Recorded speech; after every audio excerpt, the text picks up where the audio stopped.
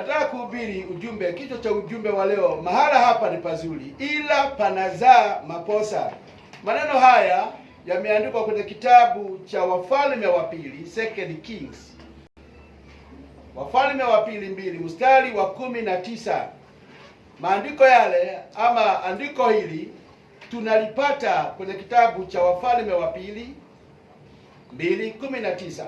Inasema mahala hapa ni pazuri. Na nilipoangalia kanisa letu nilikuwa naona ni nzuri. But ni nini shida? Ni nini shida? Mahala unapokaa, mahala unapofanya kazi, mahala unapofanyia biashara, hapo mahala ni pazuri. Bwana asifiwe. Tell your neighbor, hapo pale ni pazuri. Lakini kuna shida. Shida ni kuwa panazaa maposa. Maposa. Ihuno. Kitu ambacho hakijafikia wakati wa kuzaliwa, kitu ambacho hakijakomaa. Na basi ningelipenda moja nisomee hiyo andiko, kitabu cha Wafalme wa Pili 2:19. Nisomee kama umepata. Haijalishi ni lugha gani, haijalishi ni bora unisomee. Second Kings chapter 2 and verse 19. Nasema, some men from Jericho went to Elisha and said, as you know, sir, this is a fine city, but the water is bad and causes miscarriages. Yes. Watu wa mji wakamwambia Elisha, tazama mahala hapa ni pazuri kama vile Bwana wangu aonavyo, lakini maji ni mabaya, nayo nchi huzaa maposa. Nchi ni nzuri kama uonavyo. Hawa watu walikuwa wametoka Jericho. Hadithi za Jericho zimejaa hapa. Biblia inasema wakati maji yalikuwa hazai vizuri, hiyo ni hadithi moja tunapata ya Jericho. Jericho ni mji ambao ulisumbukwa siku 7 na ukabomoka. Jericho vile vile ni mji ambao Yoshua aliulaani na akasema hautajengwa tena. Jericho ni mji ambao mwenye alienda kujenga na kuweka mlango ama geti za Jericho alimpoteza mtoto mzaliwa wa kwanza kwa ajili ya kujenga Jericho, na baadaye akapoteza kitinda miba wake kwa ajili ya kumaliza na kuweka geti za Jericho. Lakini kuna jambo ninapenda. Ukisoma maandiko vizuri kama mimi, utasikia wakati Yesu alipokuja hapa duniani, alipitia Jericho, katikati ya Jericho. Siwezi kumbuka kama ni Luka 19. Na mtu mmoja anaangalia hapo verse 1. Wakati Yesu alipokuja duniani, alipokuwa katika sherehe ama shughuli zake za kuhubiri, Biblia inasema alipitia Jericho katikati. Umepata? Nisomee tafadhali. Luka 19 mstari wa kwanza ya. Naye alipoingia Jericho Yesu alipita katikati ya Jericho. Meaning alijua historia ya Jericho. Alikuwa na kopi. Alikuwa na kopi. Kwa sababu ya kuwa na historia ya ule mji, alitamani yeye kama Kristo apite katikati ya Jericho. Maana sababu kuu ya Yesu kufa na kuzaliwa, kufa na kufufuka kwake, na pale msalabani alipowekwa msalabani, alikuwa ili aondoe laana. Kwa hivyo laana zetu Yesu alizibeba. Laana ya Jericho Yesu aliibeba. Lakini kabla ya Yesu hajafika kulikuwa na hii shida. Bwana asifiwe. Wakati Yesu hakuwa amefika Jericho ili aweze kutoa na kuibeba laana ya Jericho, kulikuwa bado na shida. Na Biblia inasema wakati Elisha walipoachana na mtangulizi wake Elijah, Biblia inasema huu ndio muujiza wake wa kwanza. Wa pili. Wa kwanza ni kugonga maji ya Jericho na lile basi la Elia, na basi akavuka pakavu. Na alipovuka ng'ambo ile nyingine, akakutana na wana wa Walawi, wakasema Roho wa Mungu, yule roho wa Elia ako juu ya Elisha. Amen. Na wakati alipotambulikana ako na uweza, ako na nguvu, ameinuliwa, watu wa mji wakamwendea Elisha na wakamwambia, tazama mahala hapa ni pazuri. Imagine, Yeriko ilikuwa mji mzuri, palikuwa mahala pazuri, hata maji ya mahala pale ilikuwa nzuri, hata land mchanga ulikuwa umenona, kila kitu kilikuwa kizuri. Lakini Biblia inasema, lakini nayo nchi huzaa maposa. Nchi huzaa maposa. Na basi tunapoona katika maneno ya utangulizi, kuna maeneo katika maisha ya mtu yanaonekana kuwa mazuri kwa macho. Hebu angalia your neighbor. Mwangalie.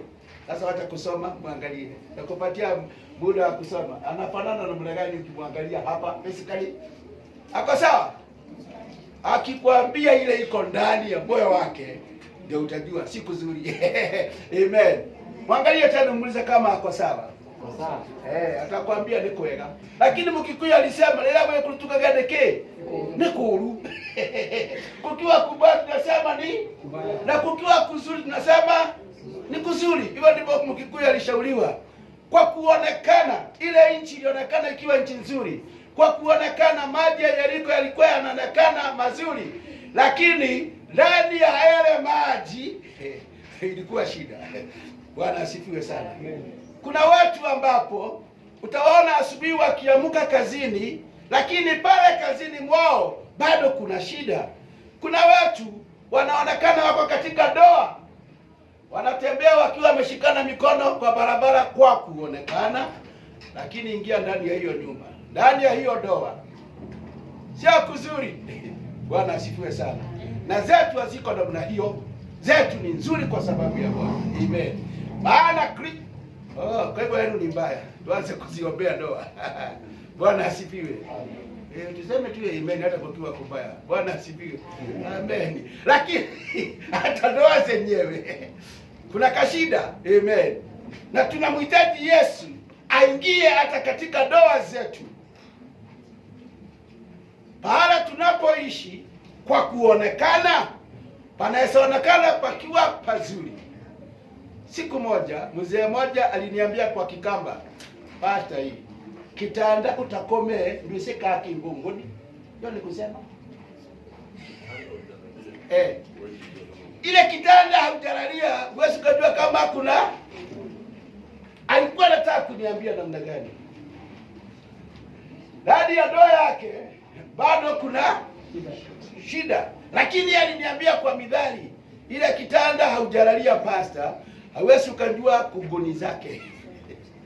Na alikuwa mtu mzuri. Kwa hivyo, lakini kuna vitu ambazo hazionekani. Na zile vitu ambazo hazionekani ni maposa. Si nchi ilikuwa nzuri, si maji yalikuwa mazuri, lakini ile shida ambayo ilikuwa inaonekana ni kule kuzaa maposa. Haungejua kama ni leo Mkikuyu angekwambia maguta na kumbe unauziwa na hapa pahali ya delivery itapitia ikubebe pamoja na nyumba, ama maji kufika wapi asubuhi ukiamuka nasikia putu. Lakini kwa kutazama pandini kuzuri bwana, nitambarare wani wawe tukangundo kuna kuzuri, lakini kumbe shida itajulikana wakati wa mvua. Utajua kwani nilinunua maguta juu ya mto. Amen. Lakini ukienda saa hii hakuna maji, utakuta tunyasi tuko green, miti iko green, kila kitu ni ya kupendeza. Hata utasema hapa ni pazuri, nikiamka asubuhi nitakuwa ninaangalia huu mto, lakini ile shida iko pale. Itajulikana wakati mvua itakaponyesha. Na mimi nilikuwa nataka kusema hivi. Kama hakuna matokeo, then hakuna mafanikio. Ukikaa kwa mchanga ambao hauna matokeo mazuri, then usitarajie vile vile kuwa na mafanikio mazuri. Na hii ndio hali ya watu wengi leo. Wanaonekana wako pazuri, lakini ndani kuna udhaifu wa matunda. No fruits. No fruits. Tazama asubuhi ile Yesu alikuwa ametoka, sijui alikuwa amelala wapi, usiniulize. Tutakuja kujua ni wapi wakati wa Bible study. Lakini akitembea asubuhi moja, kutoka mahali alikuwa amelala, na ilikuwa asubuhi. Jamaa alikuwa amepata breakfast, akaangalia mbele, akaona kitu inaitwa mtini, na alipoangalia mkuyu akaona hii ni lazima kuwe na matunda, na alipoenda akausunguka, mti ni mzuri, matawi ni mazuri, urefu uko naye, lakini ndani hakuna matunda. Yesu akauangalia, akaulaani kwa kuonekana. Mtini ulionekana ukiwa unapendeza, mtini ulionekana haukozi kuwa na kitu. Lakini Yesu alipoingia, Biblia inasema alikuja mahala pale na akauangalia mtini, lakini hakuona matunda. Amen. Sijui ilikuwa ni wakati gani lakini aliulaani. Mahala pazuri si uhakika wa baraka. Mahala panapoonekana ni pazuri sana, panapendeza sana, hapo hakuna uhakika wa baraka. Msungu alisema when the deal is so good, think. Kumbe mnajua Kisungu. Okay. Wakati utakapoona mambo ni kama yako nzuri, hakuna mahali nasikia kuna kuteresa, fikiria mara ya pili. Watu wa Yeriko waliona mji wao mzuri, mazingira mazuri, eneo bora, lakini wakasema nchi huzaa maposa.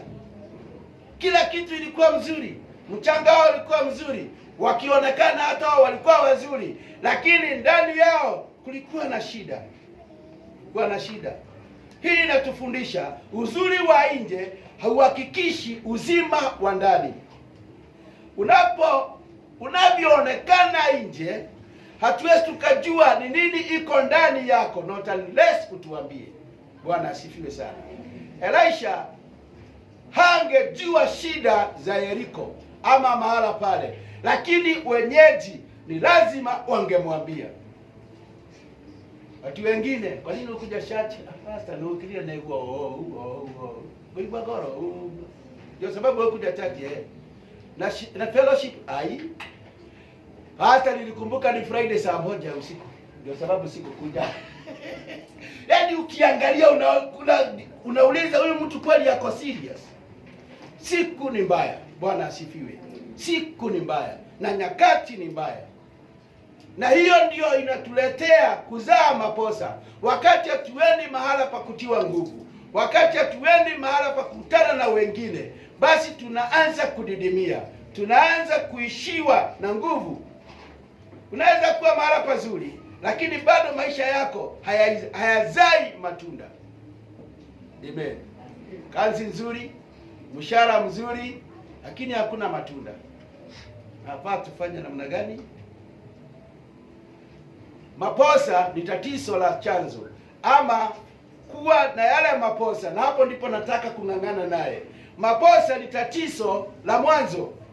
Utakapoona kuna shida mahala pale, inafaa uanze kujichunguza ni nini inafaa kufanywa ili pazae vizuri. Jamaa mmoja anapatikana kwenye kitabu cha Isaia 5. Anaambia watu, njooni muamue kati yangu na hii shamba langu la misabibu. Ni nini sijaifanyia shamba hili? Kama ni mawe nimeokota, kama ni fertilizer nimeweka, inaitwa DB 2021, hata sijui namba, hata kujua. Fertilizer nimeweka, na kama ni ua fence nimeweka fence.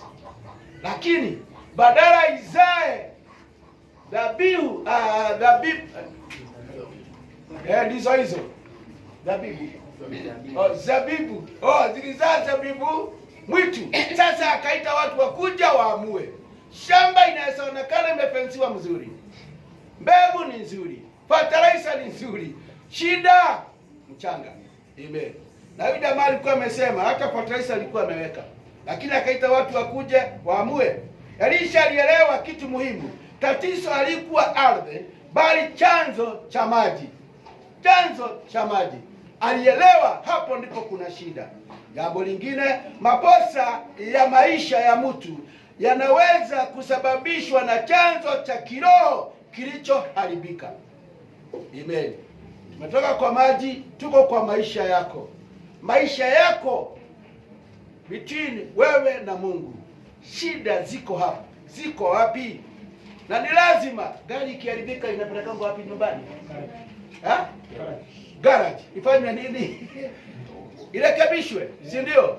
Ndio iweze kufanya ile kazi ilinunuliwa kwayo. Na sisi saa zingine tunahitajika kurudi kwa garage ambaye ni Mungu ama mahala wateule wako, ili tuundwe tuweze kuendelea. Amen. Amen. Sasa nataka kusema hivi, makosa ya maisha ya mtu yanaweza sababishwa na chanzo cha kiroho kilichoharibika, msingi isiyo sahihi. Msingi ni foundation ya neno ambalo unapewa kila wakati. Foundation inajalisha, ama msingi ni wa maana katika maisha ya Kikristo. Ukienda ufundishwe neno ambalo si la msingi, ukienda ufundishwe neno ambalo hauwezi ukakua ndani yake, basi ule msingi ni mbovu. Unafaa kutoka kwa huo msingi, maana hauweki maneno ya msingi kaweze kusimama katika ule msingi. Mimi nataka kusema hivi, msingi sio sahihi, maisha yasiyo na Mungu kikamilifu, ukirekebisha chanzo, matunda hubadilika. Ukijua shida mahala fulani na ni shida gani, si lazima urekebishe. Ikirekebika si basi maisha inakuwa mazuri. Na mimi nataka tuongee katika maisha ambamo tunaishi leo. Mungu anaweza badilisha maisha yako. Maisha unayoishi leo ayabadilishe yawe maisha mengine badala ya yale tunaishi leo. Amen. Amen. Saa zingine unaweza ona mtu anakaa vizuri, anakaa mahali pa kifahari, lakini Msungu alisema the higher you go, the higher you go, the cooler. The cooler it becomes. Kwetu ni kweli. Toka kwetu ukielekea sasa mlimani, vile unavyoendelea ndivyo baridi inavyozidi. Lakini katika maisha haya tuko naye, jinsi unavyoinuliwa na Mungu ndivyo utazidi kukosa masaa ya kutulia na ya kupumzika, maana mambo yanazidi kukusonga. Amen. Umewahi kuspend siku 2 bila kusoma neno la Mungu, na wewe ulikuwa msomi, basi hiyo ndio chanzo za kuanza kuzaa makosa. Na ni vizuri saa zingine kujirudia. Hii makosa yalianza namna gani? Huku kutoendelea kulianzia wapi? Mungu anaweza kubadilisha basi chanzo cha maisha yako. Elisha alisema, lete sahani mpya ama chungu kipya, weka chumvi ndani yake, tupa ndani ya chemichemi na maji yakapona. Hii inatufundisha Mungu anaweza kubadilisha asili ya maisha yako. Anaweza ponya ama kukuponya mahala palipokuwa panazaa makosa. Mungu ndiye anaweza kuponya. Mwanadamu hawezi, mimi sitaweza, lakini Mungu akija ataweza. Chumvi ambaye mtumishi wa Mungu aliuliza, aliomba kwanza sahani mpya ama aliomba chumvi? Chumvi ni neno na uwepo wa Mungu. That is the salt. Amen. Chumvi ambao aliiomba ni neno la Mungu, na hiyo ndiyo chanzo ya kila kitu. Ukitaka kuendelea ni lazima neno la Mungu liwe rafiki wako wa karibu. Chumvi ile iliyowekwa na nabii kama ishara ya neno la Mungu. Na Biblia ndiyo sababu inatuita mimi na wewe tu chumvi ya ulimwengu. We are the salt of the world. Na chumvi ikikosa ladha yake natupwa nje, na kule nje tunaikanyanga. Sisi ndio tunaikanyanga, sio wale, sisi tu ambao tunajua ni chumvi iliyokuwa chumvi, lakini leo ni chumvi ambayo haina ladha. Basi inapotupwa pale nje, unajua haijitupi, ni kutupwa, inatupwa. Na basi watu wanafanya nini? Watu wanaanza kuikanyanga. Jambo la pili ni uwepo wa Mungu. Ndio utakazo wa kiroho. Kila mahali palipo na neno la Mungu, makosa hubadilika kuwa matunda. Kukosa hugeuka kuwa tele. mahali kuna tele, unahubiriwa neno la Mungu, unapata maombi ya kila wakati, hapo ndipo kubadilika. Unaanzaga kubadilika na ndani, na ukibadilika na ndani, nje kunabadilika. Ukiponya ndani, umeponya nje. Neno la Mungu ni nzuri, linaingianga ndani, linageuza ndani, linabadilisha ndani, na ndani inageuza nje. Na ndio sababu Biblia inasema tutawajua kwa matunda yao. Amen. Mtu aliyebadilika, matunda yake yataonekana. Maji yale yalipoponyeka, basi hakukuwa na maposa tena, maana kuna uponyaji. Bwana asifiwe sana. Amen. Mungu anataka uzae matunda. Kwa sababu anasema yeye ni msabibu na sisi tu matawi. Na anasema baba yake ni mkulima. Alafu anarudi kwa sisi ambayo ni matawi. Anasema tawi ambalo halizai tunda nakatwa. Bwana asifiwe. Tawi ambalo halizai linatupwa, linakatwa. Na hapa tunakuta Mungu, mimi na wewe, anataka kila wakati tuzae na tuzae matunda. Yesu alisema, nimewaweka mpate kwenda mkazae matunda, na matunda yenu yadumu. Matunda kudumu. Yohana 15 mstari wa 16. Injili ya Yohana 15:16 ni tuzae matunda, na matunda yanayodumu. Amen. Si ubarikiwe leo, kesho umeteremka, lakini baraka za Mungu zinafaa zidumu.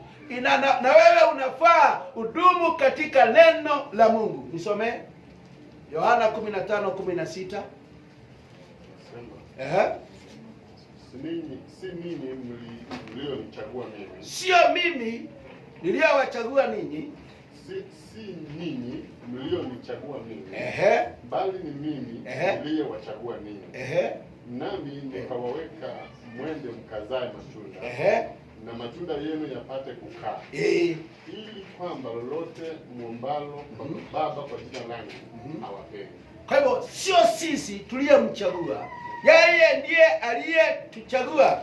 Na anaendelea kusema, nimewaweka mpate kwenda mkazae matunda. Kuzaa matunda. Ninaongea nini leo na kanisa? Nataka kanisa la Kristo tukazae matunda, sio matunda ya kiroho, lakini matunda yetu yakaonekane. Watu wakayaonja yale matunda, na watu wakayatamani matunda ambao tumeyazaa. Amen. Amen. Saa zingine niliambia mchungaji Mwangi, Reverend Mwangi, mimi leo nimekuja kufurahi na wewe, maana Mungu ametenda kama alivyosema, na kama sitakuja nishangilie na wewe siku ya kubarikiwa kwangu, nani atanisaidia hiyo furaha? Unajua hapo ndio panaki. Watu wengi hawapendi kufurahia na wale ambao wanafurahia, na hawapendi kumuinua ambaye ameinuliwa, hawapendi. Lakini badala ya hivyo shetani anageuza. Siku hizi ameanza kulinga maana amebarikiwa. Hiyo ni tunda la shetani. Lakini Biblia inasema tulie na wale wanaolia na tufurahi na wale wanaofurahia. Kwa hivyo ni vizuri mtu mpendo akibarikiwa, ni vizuri kumwendea umwambia nimekuja kurejoice na wewe. Amen. Na hata akikosa kukupikia kachai, bora tu wewe ufurahie na uone zile baraka za Mungu. Yale ndio ninasema matunda. Si lazima matunda yaonekane. Na basi na si kuonekana tu, na si matunda ya muda, ni ikae. Bwana asifiwe. Amen. Ambia your neighbor, ukibarikiwa baraka zako zidumu. Mwambie. Sisiwe baraka za season. Unajua kuna baraka seasonal. Wakati huu haleluya. Wakati mwingine ni kubaya. Siku nzuri. Hata sauti siku hizo huwezi toa kubwa, maana siku nzuri. Kumbuka, Mungu anataka mimi na wewe tuzae matunda. Na ukumbuke hii, haukuumbwa kubaki bila matokeo. Wewe haukuokoka, ukae tu miaka 90 kanisani hapa na hakuna matokeo na hatuoni mabadiliko, hata nyuvi ya white hatuoni, ni vile tu ulikuwa wa bulaki, nywele ya bulaki tu. Lazima kuwe na mabadiliko. Hata maishani ni lazima tuonekane kuna jambo limefanyika maishani mwetu, la sivyo basi mahala pale mchanga sio mzuri. Mahala pale basi mchanga na maji ni rahisi kuwa kuna mapoza huzaliwa, lakini mahala pazuri ni lazima basi kuonekane matokeo.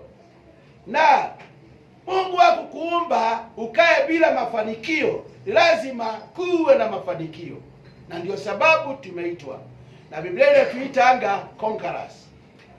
Conquerors ni zaidi ya washindi. Kwa hivyo kila siku ni vizuri kuamka na kusema haleluya, mimi ni mshindi. Leo nitashinda yote yatakao nikujia, maana mimi nimezaliwa ndio niweze kuwa mshindi na niendelee kushinda. Jambo lile lingine, Mungu hakukuumba ukae bila mabadiliko. Ukisikia sauti yangu pale 90s hapo, utasikia sauti yangu ilikuwa na ujana mwingi, ningeongea haraka maneno mengi, lakini jinsi miaka inavyoenda basi niligundua, nilipokuwa najiangalia niligundua kumbe hata matamshi yangu siku hizi yameanza kuwa si kama yale ya mbeleni. Niliongea speed sana na ningeongea zaidi, lakini leo kuna mabadiliko, na wewe ni lazima uwe na mabadiliko. Na nilijiangalia na kanda tofauti ambazo niliweka kwa YouTube, nikasikia wakati huu nilikuwa ninaenda haraka, lakini this time mambo yamekuwa pole. Nikajua bado kuna mabadiliko. Na basi hapa tunaanza kuangalia hivi, inawezekana mahali ulipo sasa pawe pazuri kwa macho, lakini kwa ndani lakini ndani kuna makosa. Lakini habari njema ndiyo hii, Mungu anaweza kubadilisha chanzo chako hata leo. Chanzo chako, your beginning, inaweza badilishwa. Bwana asifiwe sana. Maybe your beginning haikuwa nzuri. Kwa nini nasema beginning? Hebu turudi sasa tulipookoka. Biblia inasema hivi, Yohana 10. Yesu anasema, mimi ndio mlango wa zizi la kondoo. Mimi ndio mlango wa zizi la kondoo. Na kondoo wa Kristo hawafai kuingilia mahala pengine ila kwa gate. Na mimi na wewe tulipookoka ni lazima tungepitia kwa msalaba wa Kristo, na pale tupate uokovu. Na baada ya hivyo hatukaangi tu pale msalabani, lakini tumeanza kuubeba msalaba wa Kristo na tunaanza safari ya kuendelea katika maisha ya wokovu. Na Biblia hapo inasema, lakini wale ambao hawaingii na mlango wanatafuta pahala pengine pa kuingilia. Wao ni akina nani? Ni wezi na ni wanyang'anyi. Wale hawaingiangi na mlango. Utauliza mtu umeokoka? Hapana, lakini nampenda Yesu, nimebatizwa na ninaenda kanisani. Huyo ameingia na mlango. Na ndio sababu tunapita Petro, John, Jonathan pale kamiti, wamebatizwa. Lakini shida ni kuna tofauti ya wale waliobatizwa na kuna tofauti ya wale ambao wameingilia na mlango wa kondoo, wakaokoka, wakampokea Kristo. Kuna tofauti. Ukikuta mpendwa ako ndani, usiende umhukumu haraka. Chimba hiyo hadithi. Na siku hizi ni kubaya. Unaweza jikuta on the other wrong side ya sheria, halafu uwekwe ndani. Na sisi maana tunajua kujaji haraka, tukujaji. No, sisemi hivyo. Ninasema hivi. Nilijikuta mara pengine siku nyingine, nikasema siku hizi boy shout anaindwa kila mahali. Unawindwa kila mahali. Na ni dada moja alikuwa ameniambia niende sijui nimuonyeshe kwa nani. Nikamwambia mko nani? Niko peke yangu. Nikamwambia no. Ninakujua. Lakini hatuwezi tembea sisi wawili. Hapo hata ushuhuda hakutakuwa. Tafuta mwingine tuende na yeye. Maana sikumkuwa namjua. Lakini mahali alikuwa anataka kwenda ninajua. Sasa shida ni mtu ambaye sitamjua vizuri, mtaandamana na yeye muende wapi? Na mkipiga kona pige duru, anseme ni hiki mtu kilikuwa kinataka kunirepu. Tamuka hivyo. Sasa watu watakapokuja watasema namna gani? Kuja shikwa wekwa ndani. Maana na watu watatafuta ushuhuda wa ukoze, maana hakutakuwa na ushuhuda. Wacha nirudi katika neno langu la leo.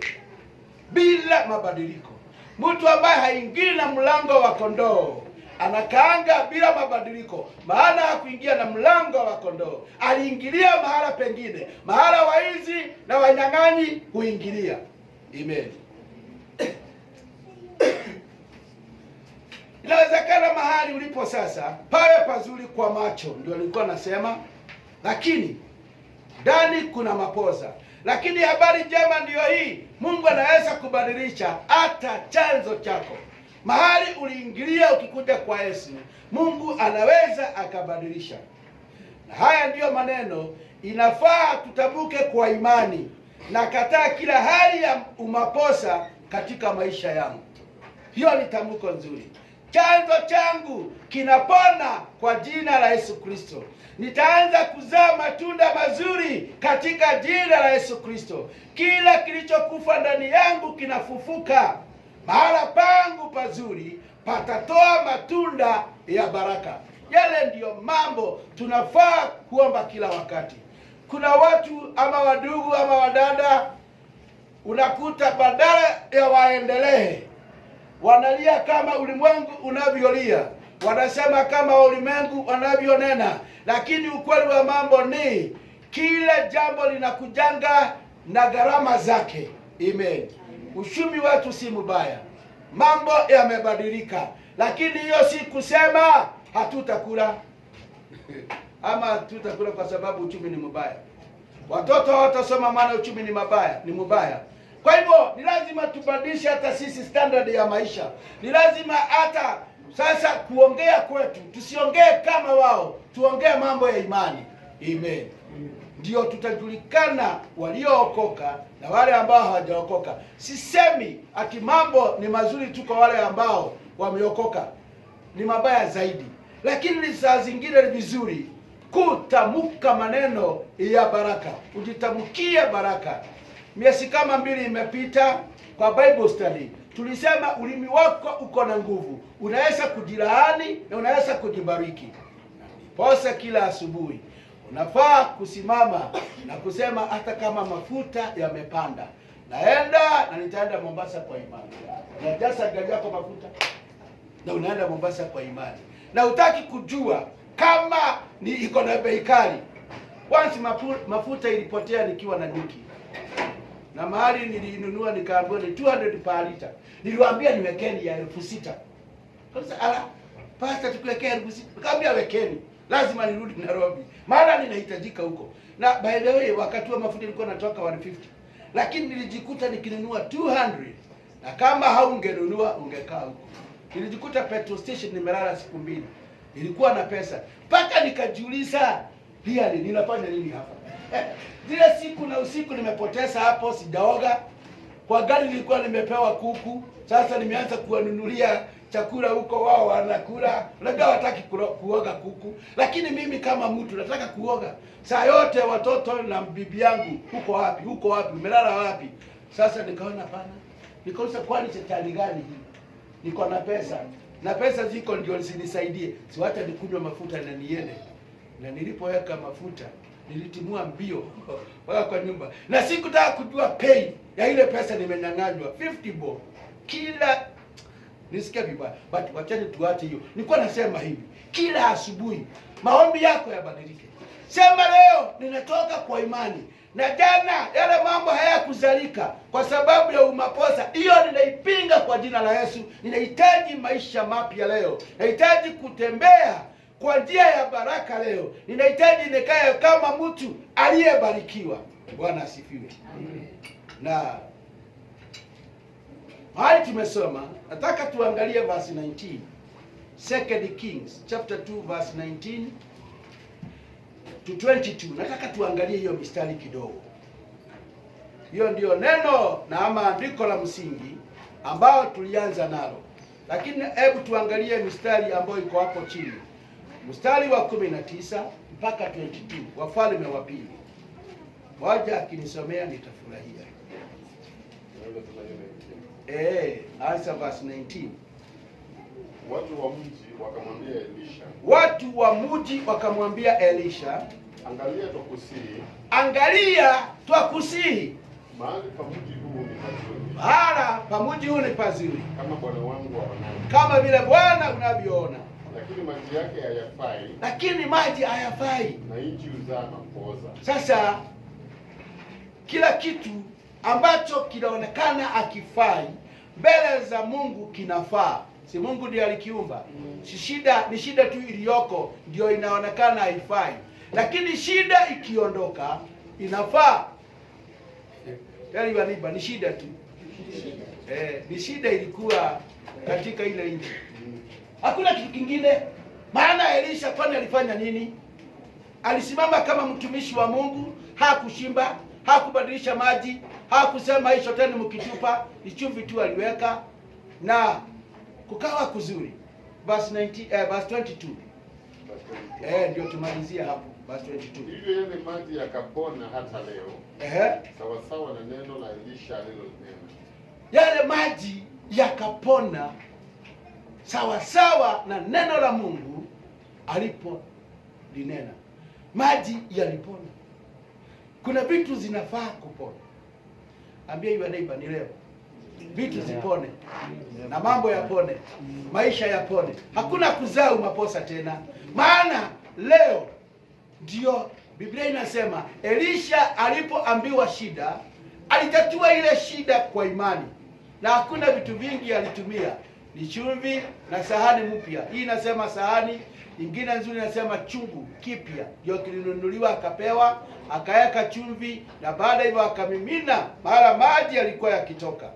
Na tunaona hapa kuna Mungu ambaye aliumba mbingu na nchi. Na katika yale mambo ambayo yalikuwa mbele za watu, waliongea shida za mioyo yao. Waliongea shida za nchi waliokuwa wanakaa. Waliongea chenye kilikuwa kinaendelea. Wakati mwingine shida yetu ni kuficha. Ni kuzuri tu. Nimejikaza tu. Na ile kitu unajikaza, pengine ni kitu kidogo, unaweza saidiwa na ndugu yako. Hapa one day tulikutana hapa watu 3. Na tulikuwa tumekuja kuomba. Tuwasana Wednesday. Na ninapenda ile jambo tunasemanga sasa tajeni mahitaji. Tukawa so open. Dada moja akasema mimi nataka 500. Mimi nilikuwa nataka 20,000. Bila mwingine tulikuwa naye alikuwa anataka 1 million. Sasa watu 3. Tuko hapa, tulikuwa hapa baina. Hapa. Na nilipokuwa tu hapo nikaona huyu wa 500 anasumbua Mungu. Unajua tulikuwa tumeinuliwa viwango tofauti. Unafikiri naye bwana alikuwa nasikia ninaomba 20,000 na nataka milioni. Alikuwa anajiona namna gani mimi? Sasa ndio tuondoe shida zingine. Yule wa 300 kamwambia shika wewe. Sasa anza kushukuru ukituombea sisi. Na mimi nilikuwa nafikiri mjisa utahape. Huyu wa milioni aseme hata wewe mchungaji hii 20,000 chukua. Niombeeni milioni. Lakini hakuguswa. Lakini mimi ndio niliguswa, nikamwambia yule wa 500, wewe tulia, anza kushukuru. Tulipambana na after tulipoomba hatukukaa sana. Mimi nilibarikiwa, dada yetu alipata milioni na sote tukatoka hapa watu waliyekuwa wameomba na tunaamini Bwana atakutana na sisi. Basi tunapoweka maisha yetu ama maisha ya wengine mbele ya maisha yetu, basi pale tunakuta kuna kupenya. Ndio nilikuwa nasema, saa zingine ni vizuri kuongea. Amen. Saa zingine ni vizuri kuongea. Mzee mmoja alichapwa na bibi yake. True story. Kachapwa siku ya kwanza, Siku ya pili akachapwa. Ai, ya nne akasema sitavumilia. Alipoingia chini ya kitanda akafurutwa huko akatandikwa. Sasa the other day alihamia na hapa, akanionyesha nyumba mahali amehamia na akahama na watoto wake. Bibi akamwacha na huko. Na niliangalia story hiyo. Sijui hapa ni wadugu wangapi wamechapwa na wamenyamaza. Mimi sitapangwi my friend. Na wewe atuongee mbele hao, tutaongea tutakapokutana wazee. Sijui ni wadada wangapi wanachapwa na wametulia. Ongea, Bwana asifiwe. Na ile kitu utaongea utasaidika. Watu wa nchi ile kama hawangeongea na mtumishi wa Mungu ako pale, shida wangebaki naye. Na mtumishi wa Mungu hakuwa na shida. Sio kila kitu tunafunuliwa, sio kila kitu inawekwa mbele yetu wasi ndio tujue. Alipitia pale, lakini siku hiyo wakamteka nyara, akamwambia no. Tunajua uko na upako wa Mungu. Man of God. Nchi yetu inakaa hivi na hivi na hivi. Kwa hivyo iponye. Bwana asifiwe. Amen. Na basi saa zingine ni vizuri kuweka maisha yetu mbele za Mungu na maeneo ya maisha yetu na mahali tunaona siku nzuri tunaweka mbele za Mungu. Nilitangulia kusema hata ukituona hivi familia zingine sio nzuri. Maisha yetu kwa nje tunaonekana tukiwa sawa, lakini mambo sio sawa. Nilitangulia nikisema hivyo. Na ninapoendelea kumalizia, wakati tutakapoongea chenye kiko ndani yetu, maisha yetu ya kiroho yatakuwa salama, familia zetu zitakuwa sawa sawa, kiuchumi tutakuwa sawa sawa, na hata mambo ya kuwasiliana moja na mwingine itakuwa sawa sawa.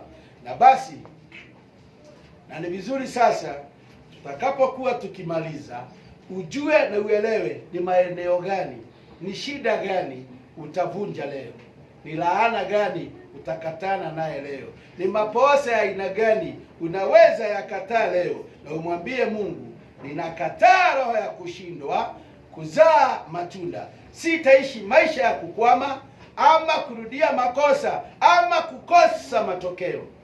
Amen. Amen. Mwaka huu tuliambiwa after 3 months kutoka November, nilihesabu kuna mambo yatatendeka na watu wataanza kubarikiwa. Niko na witness ya haya mambo. Niko na ushuhuda mzuri. Na wengine Bwana amewatendea na wakanyamaza. Reason. Kwa nini watu wananyamaza? Na nimefundisha kanisa kunyamaza. Wewe Mungu akikutendea, simama useme nimetendewa na utulie. Maana kuna wengine badala ya wakuinue, wanaanza kukuchimbua, wanaanza kukufuta nyuma, lakini si hapa kwetu. So nikaanza kufundisha Wakristo nyamazeni. Wacha wazione baraka tukitembea nazo njiani. Amen. Wacha waone mambo yakitendeka barabarani. Na hiyo siku, na siwaambii Mungu, mtu mmoja aliniambia niliporudi kutoka kwa maombi, Pastor, ni vile unaenda, nilikuwa nataka uende ukanisaidia kuchagua gari, lakini sitanunua mpaka ufike. Sioni jambo nzuri. Mwingine akaniambia nilinunua pikipiki na nikapeleka nyumbani. Kukaa kidogo akaniambia hata mimi niliona fulani amenunua pikipiki, nimenunua yangu nimepeleka nyumbani. Kashindwa. Kwani ni maisha ya pikipiki? Ni maisha ya kusema, na wengine ninajua tumebarikiwa, ni kunyamaza tunyamaza. Bwana asifiwe. Na nilifurahia yale mambo. Na ninazidi kufurahia mambo ambayo Bwana anaendelea kutenda. Juzi tuliongea na dada mwingine. Akaniambia after 6 months, maana nilihesabu ile siku tulikuwa tunaomba, na ni simu tulikuwa tunaongea naye na maombi tulifanyia kwa simu. Kutoka siku hiyo mpaka wakati huu ni almost mwaka, imebakisha mwezi mmoja iishe mwaka. Na aliniambia tulipoomba mwezi wa 6, muujiza wa kwanza uliingia January na muujiza mwingine uliingia ikifuatana. Na akaniambia sasa hata ile mashamba nilikuwa napigania yetu siipiganii, maana Mungu amenibariki na yangu. Nikashindwa. Huyu ni Mungu wa aina gani? Si huyu ni Mungu mkuu jamani. Tuliomba ashindaniwe na alishindaniwa. Hiyo shamba alikuja kuletewa mabarua na yao. Akaambiwa nilikuwa nimewanyang'anya barua ndizo hizi. Lakini alipokaa Akasema no, nataka yangu personal, sitaki ile. Na leo ako naye. Ni mimi tu ninawagojewa niende basi waanza kuibariki. Na hiyo ndio kitu ninafurahia. Sitakuita. Sitakuita. Wacha niende nibariki hiyo mashamba, nibariki mchanga, ninenee ndio izae mambo mazuri. Bwana asifiwe. Na hiyo ndio basi kutozaa makosa katika maisha ya Ukristo. Bwana asifiwe. Na bado kuna baadhi ya watu wengine waliniambia niwaombe, na ninakumbukanga maombi yao, na bado ninazidi hata kuwaombea. Mimi nataka kusikia mahala na ule mchanga ambao tuko ndani yake hauzai maposa, lakini unazaa vitu vinavyoonekana. Nataka tusimame mbele za Bwana. Ni muda umeisha, neno halijaisha, muda ndio umeenda, lakini nataka tumwambie Mungu hivi.